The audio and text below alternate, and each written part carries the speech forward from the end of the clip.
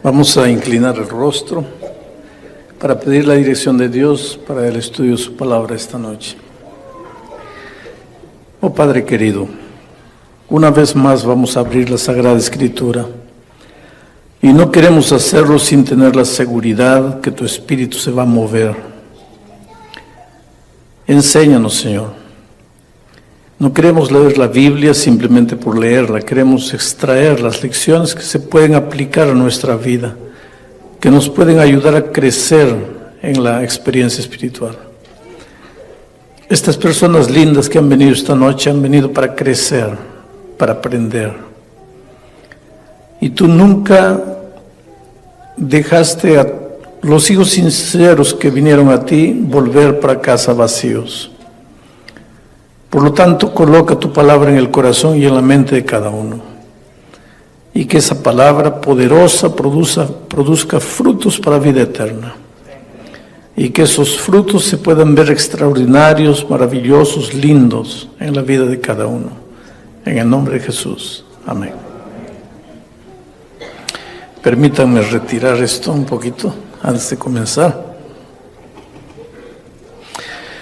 Vamos a continuar leyendo la epístola a Filemón, la epístola de San Pablo a Filemón. Una de las cosas lindas de la Biblia es que la Biblia es como una mina. Tú entras y vas cavando y vas encontrando piedras preciosas, pepitas de oro, cosas lindas y maravillosas.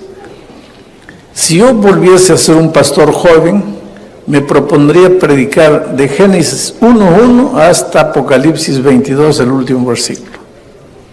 Versículo por versículo. Hay tanta joya, hay tanta piedra preciosa, hay tantas enseñanzas. El tema de hoy, por ejemplo, solo la epístola a Filemón daría para predicar unos 20, 25 sermones.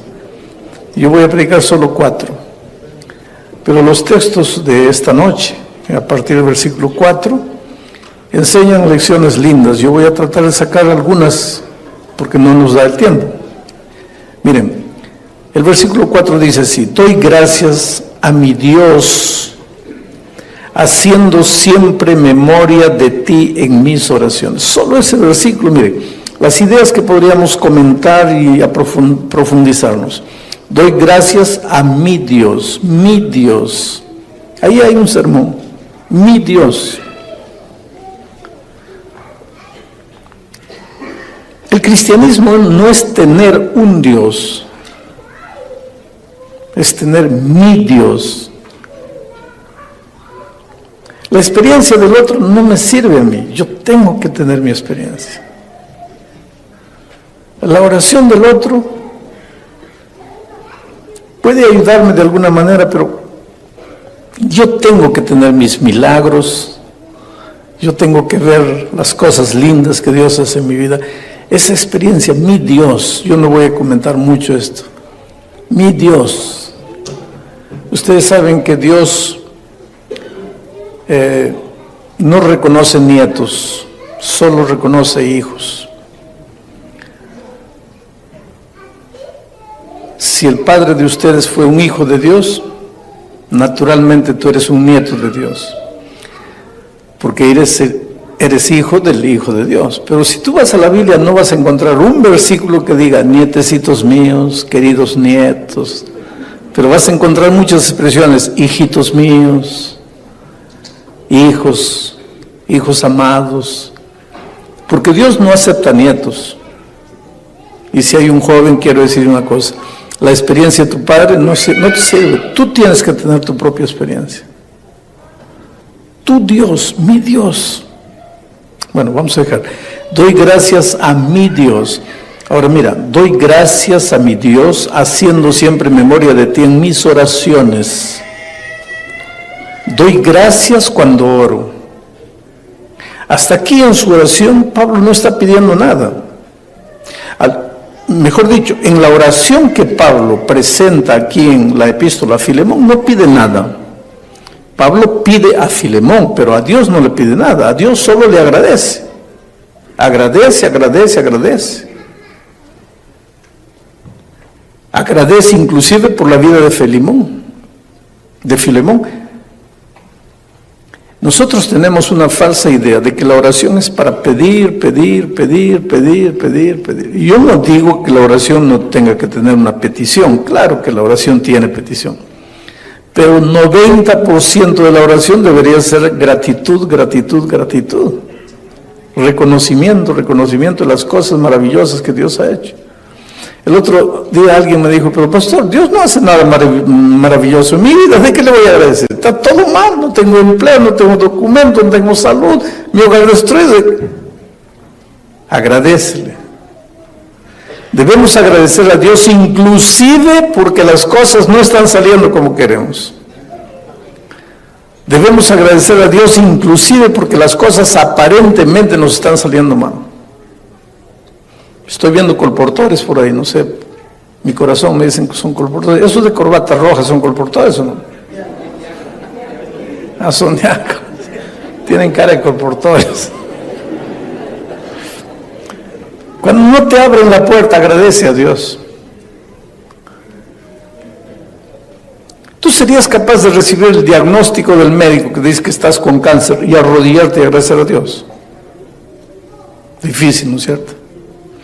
Pero ¿sabes por qué es eso? Porque estamos acostumbrados solo a pedir. Y la oración para nosotros es un instrumento de convencer a Dios para que haga lo que queremos. Pero oración no es eso. Porque Dios sabe lo que necesitas antes que pidas cualquier cosa. Entonces, si Él ya sabe lo que necesitas, ¿por qué tienes que orar? Es que tú no oras para convencerle a Dios de nada. Si alguien quiere hacerte el bien, es Dios. Si alguien quiere que tengas un buen empleo, si alguien quiere que tengas buena salud, si alguien quiere que tengas un hogar feliz, si tu hijo está aplicando para una gran empresa, si alguien quiere que tu hijo entre, es Dios, más que tú. Dios quiere lo mejor de lo mejor para ti. Entonces no creas que tú pasas la noche todo, Señor, que mi hijo entre a la empresa, que mi hijo entre, que mi hijo... Dios te va a contestar. Ese es el concepto que nosotros tenemos. Dios ya te contestó hace mucho tiempo. Dios quiere lo mejor de lo mejor para ti. Pero ¿y si no entra? Y si no entra es porque eso es lo mejor para ti y para tu hijo. Solo que es duro aceptar eso. Es duro aceptar eso. Yo tengo un hijo abogado y él estaba en el último año de Derecho. Estaba haciendo prácticas en el más grande estudio de abogacía de la ciudad de Brasilia, donde están todos los tribunales, la capital del Brasil. Y él estaba feliz y agradecía a Dios. Qué bendición que me dieron la oportunidad de hacer prácticas aquí, porque si hago un buen trabajo, pues me van a asimilar al más grande escritorio o buffet de abogados de aquí. Y un viernes, bueno, cuando él entró, dijo que no podía trabajar el sábado. Le dijeron, está bien, no hay problema, pero un viernes el jefe le dijo, mira, mañana a las 10 de la mañana te necesito aquí. Él le dijo, pero hicimos un trato, yo no puedo. Pero es solo mañana, nuestro trato sigue en pie, todos los sábados tienes libre, solo mañana. Es una excepción, yo no estoy diciendo que trabajes todos los sábados. Sí, doctor, pero no puedo. ¿Cómo no puedes? Yo te doy todos los sábados, tú no me puedes dar un hito. Vamos a ser un poco maleables. Toda verticalidad no funciona en nada. Doctor, no puedo. ¿Quién es tu pastor para pedirle permiso? No, que no se trata de mi pastor, se trata de mí. Pero tú no eres un abogado, tú no tienes cabeza abierta.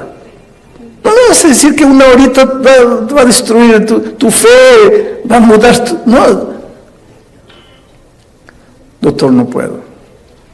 Bueno, yo te espero. Ahora, si no vienes mañana, el lunes ya no te presentes. Y él llegó a la casa triste. ¿Qué hago, papá? Le digo, haz lo que tu conciencia te dice, lo que Dios te dice. Y no fue. El lunes se presentó. Y cuando el jefe lo vio, le dijo, ¿qué dijimos? No te presentabas el sábado, no venías hoy. Acabó, chao, estás fuera. Yo vi a mi hijo sufrir y de cierta manera estremecer su fe. Porque lo primero que él dijo fue lo siguiente: yo fui fiel a Dios, mira lo que Dios me hace.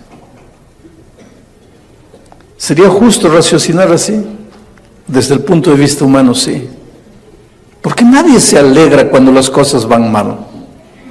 Te despiden del empleo, ¿vas a agradecerle a Dios? Te dicen que estás con cáncer, ¿vas a agradecerle a Dios? Te dicen que tu hijo acaba de morir, ¿vas a arrodillarte y agradecer a Dios? Un ser humano normal difícilmente va a hacer eso. Pero difícilmente, si no nos hemos acostumbrado a hacer de la oración agradecimiento. Pero si hemos aprendido a agradecer, no va a ser difícil agradecer en los momentos difíciles. Pero si hemos hecho de la oración solo petición, petición, petición, cuando los momentos difíciles llegan, no vamos a poder agradecer. Yo me arrodillé con mi hijo y le dije, mira hijo, hay una cosa, Dios no falla. Aparentemente falló, pero eso es aparentemente, porque Dios no falla. Dios te va a abrir una puerta, pero papá, ¿qué puerta? Estoy en el último año de derecho, esta era la gran oportunidad de mi vida. Y ahora te voy a decir una cosa que le dije a mi hijo. Cuando aparentemente Dios te cierra una puerta, es porque te está abriendo una puerta más grande. Cuando aparentemente Dios demora en responder la oración como tú quieres, es porque tú todavía no estás preparado para recibir la bendición. Porque a veces tu corazoncito es de este tamaño. Y Dios tiene para ti una bendición enorme que no cabe en tu corazoncito. Y el instrumento que Dios tiene para que tu corazón sea grande, para que quepa la grande bendición que tiene Dios por ti, el instrumento para hacer crecer tu corazón se llama tiempo, se llama espera. Inclusive hablando de la venida de Jesús, la Biblia dice, y si tardar, ¿qué? Espéralo. Espera. No están saliendo las cosas como quieres, calma. Pero pastor, ¿hasta cuándo? Hasta que tu corazón se haya abierto de tal manera que quepa la bendición de Dios. Calma. Un mes después mi hijo consiguió la oportunidad de hacer prácticas en el Consejo Federal de Medicina. Fue allá. Ya pasaron 12, 13 años de ese día. Hoy día mi hijo es el abogado del Consejo Federal de Medicina. Y él aprendió una cosa: cuando las cosas no salen como quiero, Dios tiene algún otro plan para mí. Solo que a veces para aprender eso nosotros tenemos que llorar, queridos. ¿Sabes que las lágrimas, el dolor, el sufrimiento es la mejor manera de aprender? Si has peleado con tu novio esta semana y estás desesperada y piensas que te vas a quedar soltera por el resto de la vida, calma. Si tienes que llorar, anda a la casa, muerde el travesero y llora. Llora. Yo pienso que a veces Dios nos ha dado lágrimas para lavar el veneno que nos está consumiendo por dentro. Llora. Pero confía en Dios.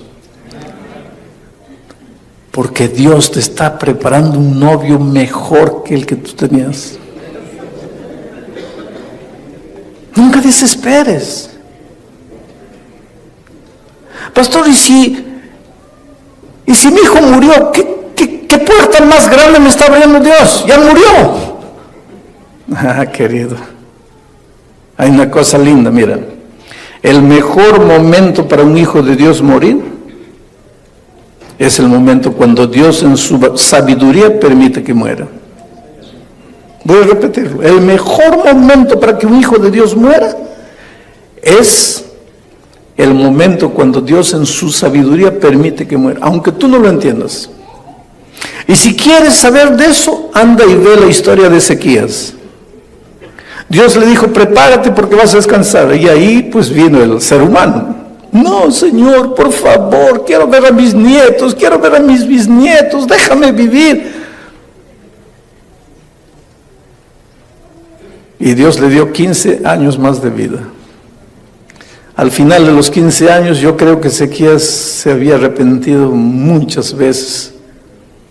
Y tal vez al final de esos 15 años, tal vez Ezequías dijo, Dios mío, ¿por qué no acepté 15 años atrás cuando me dijiste descansa? Porque en esos 15 años, él tuvo un hijo.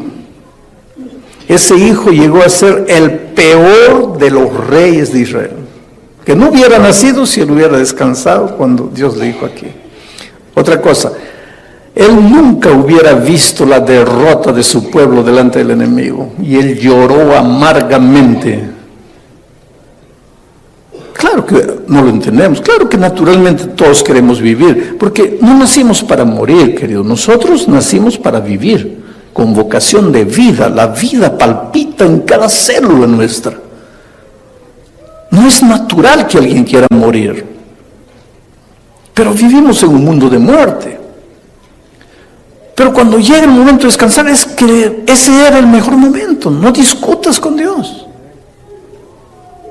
Y yo siempre digo que el cristiano no tiene que tener miedo de descansar, sí. Mis hijos dicen que yo digo eso porque estoy bien de salud. Pero si el médico me dijese, pastor, tiene un mes de vida, ahí mis hijos dicen, ahí quiero verte predicar eso. Pero queridos, yo pienso así. La muerte para el cristiano no es un sueño. La Biblia no dice que es un sueño. No es que es un sueño del cual vamos a despertar. Tú a veces te acuestas a las 8 de la noche, a las 9 de la noche. Cuando te despiertas, miras el reloj, 6 de la mañana. Ya pasaron 7, 8, 9 horas, pero parece que has dormido un segundo, porque cuando estás durmiendo el tiempo no pasa. Ahora, si tú mueres hoy, duermes. Cuando Cristo resucite, vamos a decir, tú te despiertas. Yo me acuerdo que estaba en el año 2010. ¿Qué año es? Es el año 3010. ¿Qué? Si acabo de dormir. Pero es que la vida es así, querido, el sueño es así. Entonces yo te digo, cuando llega la noche y tú vas a ir a dormir a la cama, comienzas a sufrir, ay Dios mío, no quiero dormir, por favor, no me dejes dormir. No. Tú vas, te lavas los dientes, tomas un baño, te pones el pijama, te acuestas y chao. ¿Por qué? Porque tienes la seguridad que mañana te despiertas. Ahora, si tú tienes la esperanza que Jesús quiere colocar en tu corazón, llegó el momento de descansar, pues chao. Porque mañana me despierto cuando la trompeta suene. Entonces hay que agradecer a Dios. La oración de Pablo era una oración saturada de agradecimiento, gratitud. No pedimos a Dios para convencerle a hacer lo que queremos. Oramos a Dios para que la oración sirva de un vehículo de relación, de comunión. Lo importante de la oración no es lo que yo digo, lo importante de la oración es la comunicación. Ya alguien puede estar preocupado con lo que estoy diciendo. Voy a repetir. La importancia de la oración no es lo que digo. La importancia de la oración es la comunión, la comunicación. Eso es como una pareja. En la noche está ahí el hombre aquí, el esposo aquí, la esposa aquí conversando. Hablan de tonterías. No hay nada de esencial. Pero lo importante no es lo que están diciendo, es la comunión. Es la comunión. Lo importante de la oración es la comunión. Agradece. Ahora hay otra cosa interesante en el aspecto de la oración aquí. Mira, dice, doy gracias a mi Dios, haciendo siempre memoria de ti. Está hablándole a Filemón. En mis oraciones. Aquí Pablo está hablando de la oración intercesora, de la oración intercesora, de orar por otro. Ora por otro.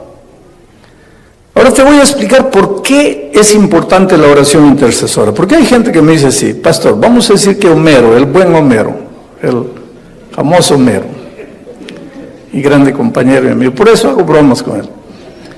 Homero no quiere saber nada de Dios, vamos a decir, ¿no? Porque es un santo hombre de Dios. Pero vamos a decir que no quiere saber nada de Dios, no quiere saber nada de Dios. Y yo oro y oro y oro por él. Y él no quiere saber nada de Dios. Entonces viene alguien y me dice, pero ¿para qué pierdes el tiempo orando por él si él no quiere saber nada de Dios? Dios no va a obligar, no lo va a obligar a él. ¿Por qué? ¿Por qué oras si él no quiere saber nada? Ahora te voy a decir por qué oras. Es que hay un conflicto cósmico. El conflicto entre Cristo y Satanás, el conflicto entre el bien y el mal. Si Dios viene a trabajar en el corazón de Homero, él no quiere saber nada, no pide nada, y Dios viene a trabajar en el corazón de él, en el esquema, en el bosquejo del conflicto cósmico, el diablo agarra a Dios y le dice así, espera un poco, ¿dónde está la libertad que le diste a los seres humanos? ¿No los hiciste libre? Ahora, ¿él te está pidiendo que trabajes en su corazón? No. Entonces, ¿por qué lo molestas? Déjalo tranquilo. Y Dios se queda sin argumento, porque tiene razón. Si él es libre, Dios le ha dado libertad. ¿Cómo es que su espíritu va a estar trabajando con él si él no pide? Pero cuando yo oro por él, y el espíritu viene a trabajar en el corazón de él, y el enemigo le dice, ¿por qué le estás molestando si él no pide? Mi oración intercesora le da un argumento a Dios. Porque Dios dice, está bien, yo no estoy atendiendo la oración de él porque él no está pidiendo nada. Yo estoy atendiendo la oración de él porque él está pidiendo. Entonces la oración intercesora le da un argumento a Dios para continuar trabajando en el corazón de las personas.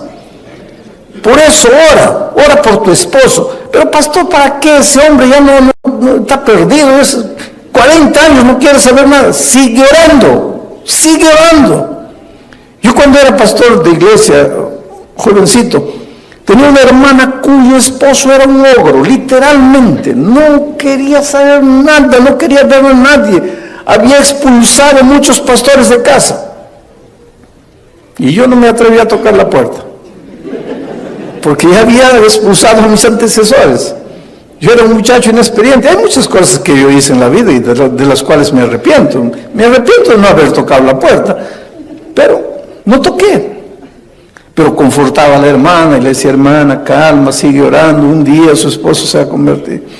Después pasaron los años, salí de esa iglesia, me fui a Brasil. Cada vez que volvía me encontraba con ella y le preguntaba, ¿y cómo va? No, pastor, nada. Pasaban 10 años. Y ahí, hermana, no, nada. Un día de esos volví al Perú. Ella corrió a darme la noticia. Pastor, mi esposo se bautizó. Le digo, ¿y cómo fue eso? Ese es un milagro. ¿Cómo se realizó ese milagro? Y ella, mira lo que me dijo. Pastor, durante casi 40 años yo le hablaba todos los días a mi esposo acerca de Jesús y él no. Pero el último año cambié de estrategia. En lugar de hablarle a mi esposo acerca de Jesús, empecé a hablar a Jesús acerca de mi esposo. Y él se convirtió. El poder de la oración intercesora. Tu hijo está en las drogas, no quiere saber. Hay papás que dicen así, no, para mi hijo ya no hay vuelta. Hay vuelta. Sigue orando. Dale el argumento a Dios que él necesita para continuar trabajando en el corazón de tu hijo. Un día, querido, y te digo un día, antes de la venida de Cristo, cuando el Espíritu Santo en su plenitud se mueve en este mundo, para bien o para mal de los rebeldes que no quieren saber nada, para bien de los que pueden escuchar la voz de Dios, yo te digo una cosa, la promesa de Dios se va a cumplir. Mi palabra decía, echa tu pan sobre las aguas y después de muchos días, puede ser 5 años, 10 años, 15 años, 20 años, después de muchos días lo hallarás.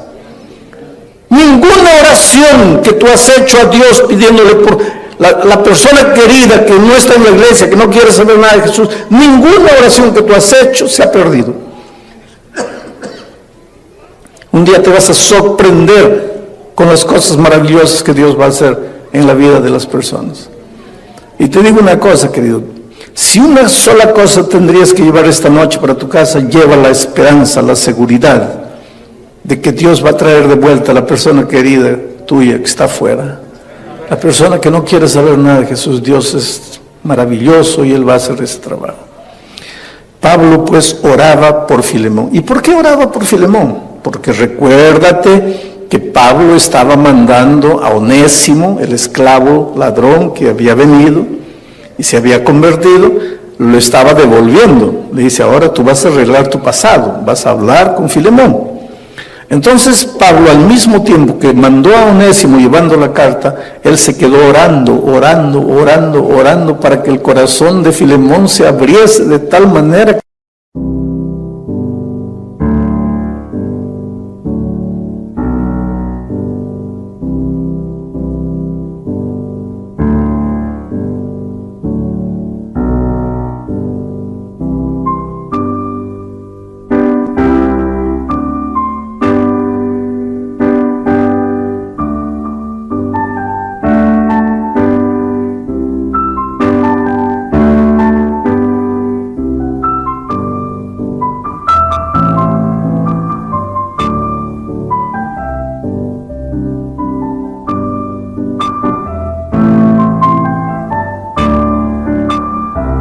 que perdonase a su siervo. Hay otra cosa interesante, en los versículos siguientes dice así, Pablo le dice a Filemón, porque yo oigo del amor y de la fe que tienes hacia el Señor Jesús y para con los otros santos. Quiere decir que Filemón era un buen cristiano, amaba a Jesús y amaba a las otras personas. Ahora aquí hay una cosa interesante, el que ama a Jesús debe amar a las otras personas. Pero hay personas que no son fáciles de ser amadas. Y seguramente tú conoces a algunos de ellos. Tú quisieras amarlos, pero no se dejan amar. Son difíciles. Hay personas que han nacido con un extraño don de no dejarse amar. Pero si tú dices que amas a Jesús, ¿qué es lo que Pablo dice? Por eso es que Pablo oraba por Filemón. Oro por ti, para que ese tu amor por Jesús se revele también por tus hermanos. Pero no solo por ellos, sino por este esclavo que te robó y está volviendo a ti. Porque es maravilloso amar al hermano. Es fácil amar al que te hace bien. Pero amar al vecino que te hace una bulla terrible ahí en el piso de encima. Orar al vecino cuyo perro viene y orina en tu puerta. Orar al vecino que tiene un loro que te despierta todos los días a las 5 de la mañana. Orar a la persona que habla mal de ti. Orar a la persona que no te saludó. Orar a la persona que un día tú estabas andando y él estaba hablando con otra persona, pero hablando mal de ti. Y después te sonríe. Y entonces tú llegas a la conclusión, este es un hipócrita.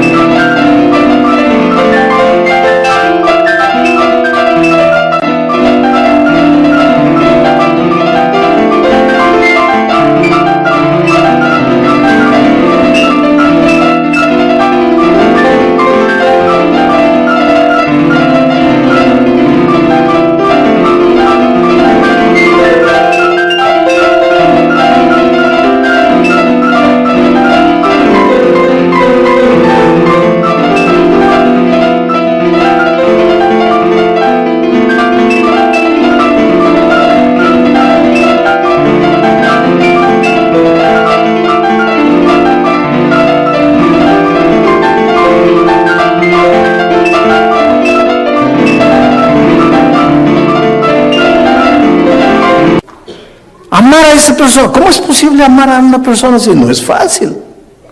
Quiere decir, Pablo le dice a Filemón, tú amas a Dios, tú amas a los que están a tu lado, pero ahora quiero ver si tú amas a Onésimo, que te robó, que te hizo mal, que te traicionó, que te falló.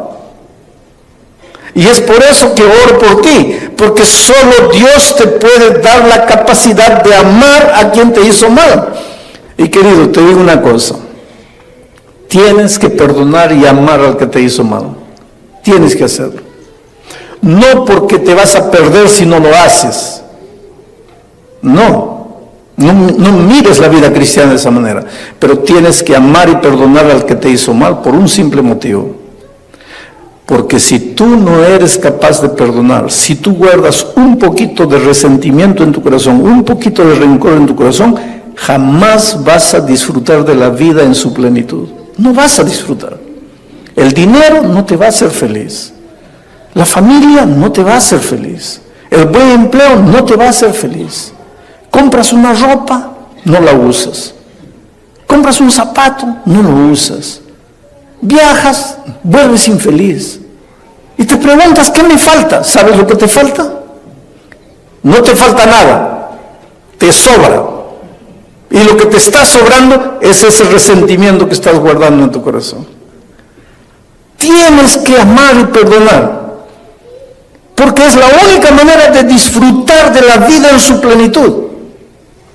Yo te pregunto, ¿tienes esta noche algún resentimiento por alguien? Esta noche antes de dormir voy a ser como Pablo. Voy a orar por ti. Voy a interceder por ti. Claro, no conozco tu nombre, pero voy a interceder por ti. Y voy a decirle a Dios, Señor, si en esta noche, en el auditorio, había una persona que está guardando resentimiento, rencor contra alguien, dale la capacidad no solo de amarte a ti, no solo de amar al hermano bueno, sino de amar al que lo hirió, al que le falló, al que lo traicionó. ¿Para qué? Para que pueda disfrutar de lo que es felicidad. Hay mucha gente que no es feliz, porque no tiene la capacidad de sacar la basura, porque el resentimiento es basura, y cargando basura no puedes disfrutar. ¿Cómo puedes disfrutar de un perfume maravilloso cargando basura? ¿Cómo puedes disfrutar del aroma de una comida linda cargando basura? Tienes que limpiarte de la basura. Ahora, solo Jesucristo lo puede hacer. Solo Jesucristo lo puede hacer. En el versículo 10, mira lo que Pablo dice. Y te ruego pues por mi hijo Onésimo, a quien engendré en mis prisiones. Y quiero terminar con este mensaje. Mi hijo Onésimo, a quien engendré en mis prisiones. Interesante, ¿cómo es la vida, querido? Porque nosotros imaginamos la vida de una manera, Dios la imagina para nosotros de otra manera. Y felicidad es aprender a vivir la vida no como la imaginamos, sino como Dios la imaginó. Hay gente que dice así, pastor, no es esta la vida que yo imaginé para mí. Pero ya te has preguntado si es esa la vida que Dios imaginó para ti. Yo no soy feliz porque esta no es la vida que yo quería. Pero ya le has preguntado a Dios si esa es la vida que Dios quería para ti. Mira, Pablo tenía que ir a Roma, donde estaba preso. Preso en Roma, escribió la carta a Filemón. Quería ir a Roma y les prometió, les escribió una carta diciendo, voy a ir a Roma y de Roma ustedes me van a ayudar para ir a España. Mira los planes misioneros de Pablo.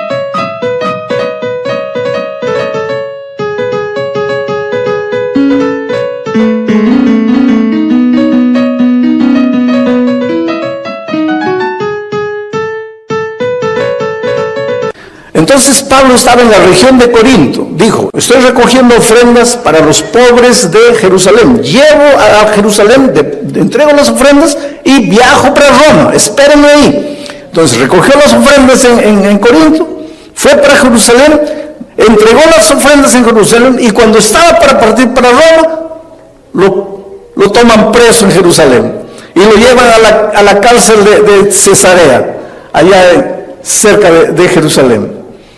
Y él se queda preso 3 años, preso, con acusaciones injustas, mentirosas. Pero él era ciudadano romano, entonces apeló al César. Y el César aceptó la apelación y le dijo: traigan a ese preso para ser juzgado aquí en Roma. Y 3 años después de estar preso, él va a Roma.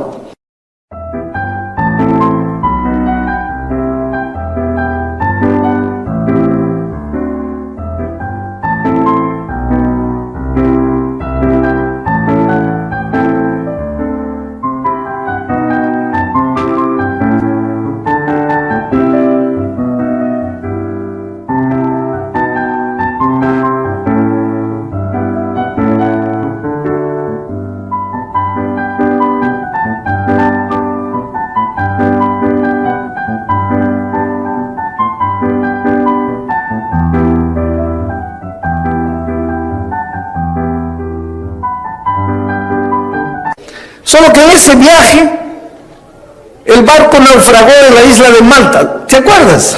Cuando le picó la serpiente y todo eso. Fue un viaje tumultuado. Y finalmente llega a Roma. Solo que en sus planes originales, Pablo debería llegar a Roma libre, feliz, bien alimentado, con buena salud. Debería llegar a la plaza pública y hacer una campaña de evangelismo. Todo lindo. Pero Dios lo hace llegar a Roma, pero de una manera completamente diferente de lo que él imaginó. Lo hace llegar preso. Ahora, si libre ya sería difícil la predicación del evangelio en Roma, preso entonces ya no haría nada. Pero si tú vas al libro de Tesalonicenses, vas a ver que Pablo dice ahí que justamente por causa de sus prisiones, gente que no se hubiera convertido de otra manera, se convirtió. Por causa de tu dolor, gente que no se hubiera convertido de otra manera, se convertirá. Yo no sé si tú te enteraste de lo que sucedió con un misionero brasileño en la isla de Palau. Lo asesinaron. Mataron a él, mataron a la esposa, mataron al hijo. Una tragedia. Muchacho lindo.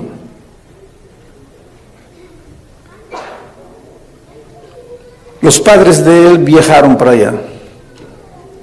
Imaginen encontrar a su hija, la nuera, la nieta muerto, y al nieto muerto y a la nietecita toda herida. Lo primero que tú imaginarías es: ¿dónde está Dios? ¿Qué Dios es ese que no cuida? Esa madre no debería tener rencor por ese asesino. Agarraron al asesino 24 horas después. Cuando la madre llegó allá, ya estaba preso el asesino. Lo había hecho drogado, dominado por las drogas. Y ella pidió: yo quiero ver al asesino de mi hijo. Y fue a la prisión. Y todas las cámaras de la televisión ahí, para ver qué es lo que va a decir esta señora al asesino del hijo. Todos los órganos ¿Cómo estarías tú? ¿Qué sentirías delante del que mató a tu hijo? ¿Qué le dirías? Y esa señora miró al hombre y le dice: mira, tú no sabes el dolor que me has causado. Tú no sabes el dolor que has traído a nuestra familia. Tú has acabado con lo más precioso que tenía. Pero yo vine para decirte que te perdono y que Dios tenga piedad de ti. Aquello fue tan impresionante porque la televisión estaba, los órganos de información estaban. Aquello fue tan impresionante.